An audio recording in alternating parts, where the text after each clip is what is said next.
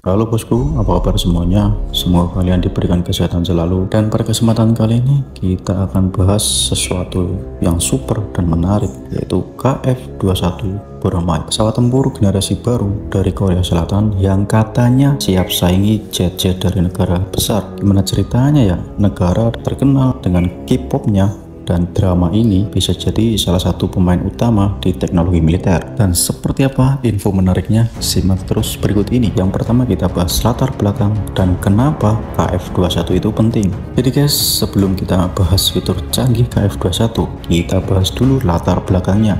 Kenapa sih Korea Selatan itu repot-repot bikin jet tempur sendiri? Nah, kalian mungkin tahu hubungan antara Korea Selatan dan negara tetangganya di utara tuh bisa dibilang panas dingin. Belum lagi Korea Selatan juga berada di kawasan yang dikelilingi negara-negara dengan kekuatan militer besar kayak Tiongkok, Jepang, dan tentu saja Amerika Serikat. Jadi KF-21 ini dibikin buat ngebus kemampuan pertahanan udara mereka dan ngurangin ketergantungan dari luar, khususnya dari Amerika Serikat yang selama ini sering jadi pemasok utama.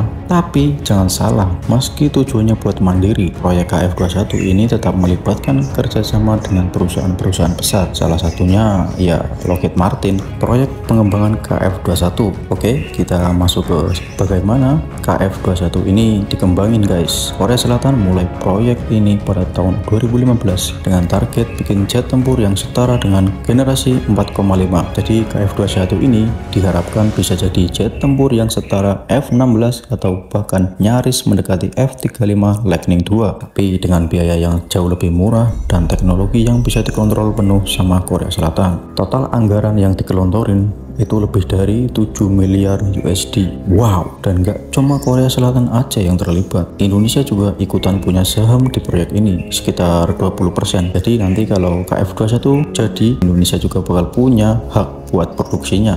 Wah, menarik kan? Spesifikasi dan fitur canggih KF-21. Nah, ini dia nih bagian yang kalian tunggu, fitur dan spesifikasi dari KF-21 Boramae.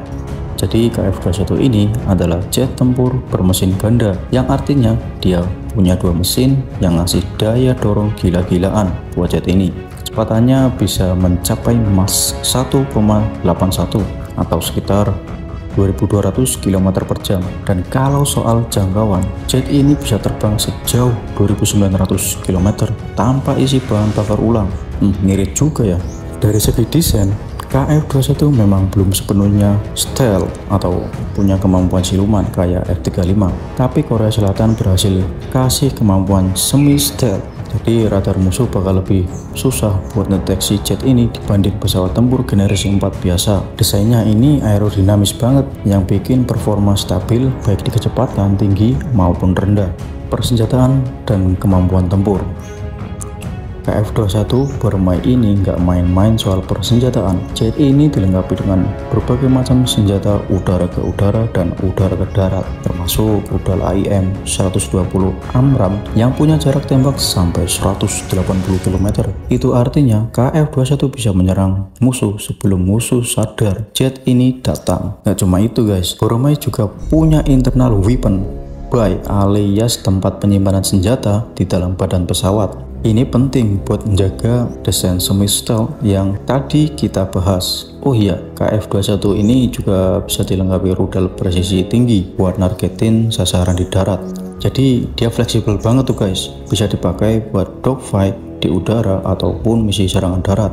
Tantangan dan masa depan KF-21.